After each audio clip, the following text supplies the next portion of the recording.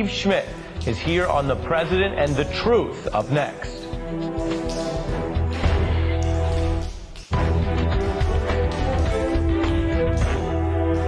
New polls show a majority of Americans disapprove of Donald Trump's performance as president, while Republicans are more loyal to him right now than any president's own party unity since the GOP rallied around Bush after 9/11. My next guest worked many Republican campaigns but opposes Trump's policies and left the party over them. That's political strategist Steve Schmidt, who joins me in a moment. Now, Donald Trump not only polarizes people's feelings, he polarizes the very perception of reality out there, and he knows it. Consider Trump today in Kansas City warning people if they don't see the economy improving with their own eyes, it's because what they see is not real.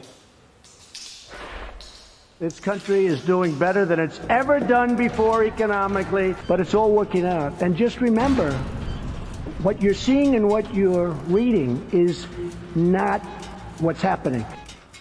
While many politicians, of course, cherry-pick information, Trump's blatant request that people ignore their own eyes could literally be ripped from George Orwell's famous dystopian novel, 1984, which cast partisan censorship of truth as the party told you to reject the evidence of your eyes and ears. Now, liberals have long attacked Trump as bad for working people, a con man who ran on populism but governed for the 1%, a kind of a policy thief.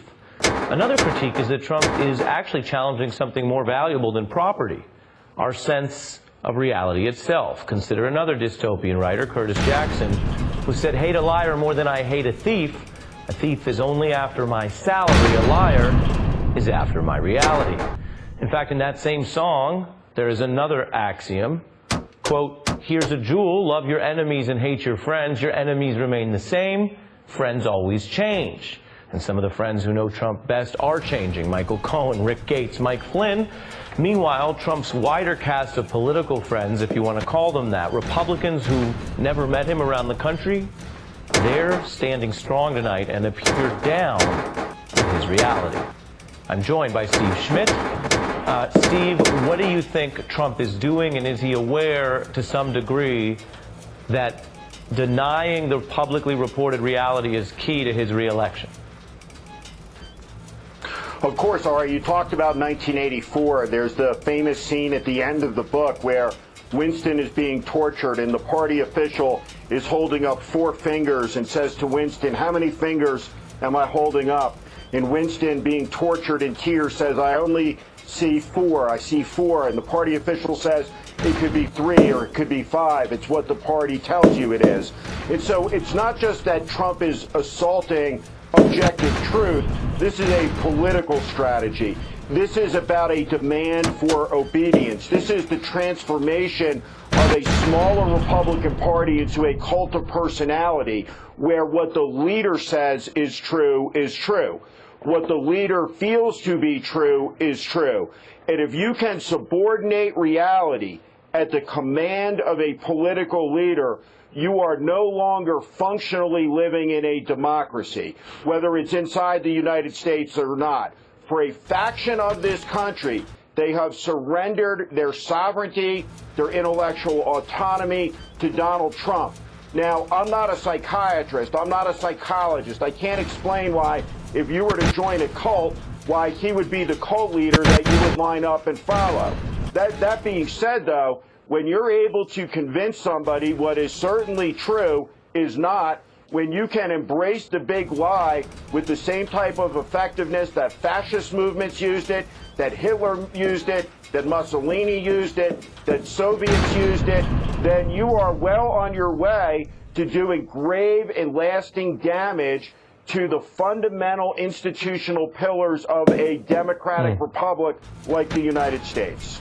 And this president does not stand accused of the conduct of some of those regimes, but with regard to the information there, the propaganda efforts, this seems to be where Trump's approach and his insistence that things that are true are false relates to the way he's allegedly abusing the powers of the executive to control who has access to information, to legitimize who can speak about national security and who can't, which dovetails back with the security clearance story. For your reaction, take a look at Sarah Sanders on that.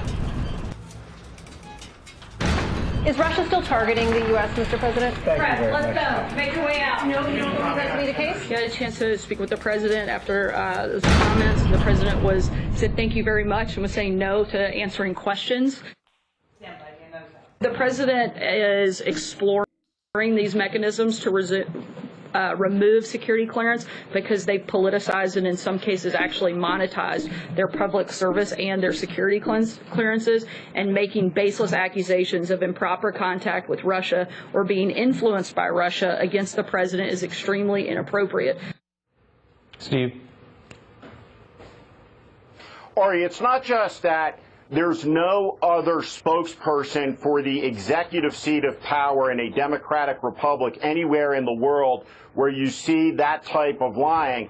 It's that there has never been a spokesperson for the executive seat in power who is such a prolific liar as Sarah Sanders. She is straight out of Baghdad Bob.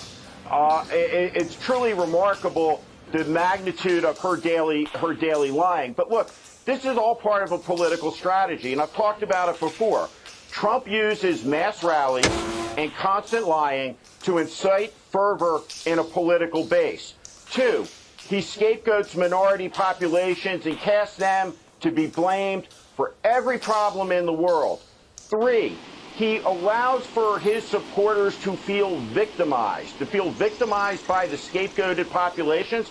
Everyone is a victim in Trump Nation by design. It's part of the fuel. The last thing is the conspiracy, the coordination of the conspiracy between the deep state, the nefarious sources, the people when he talked about, for example, Clapper, someone got to him yesterday.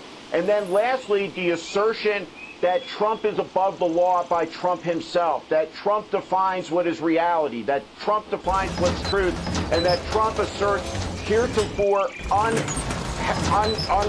unasserted powers for the executive in the United States that have never been asserted in history before. I mean, these 5 things are happening. They're happening on a daily basis. The assault on the press, on the free media.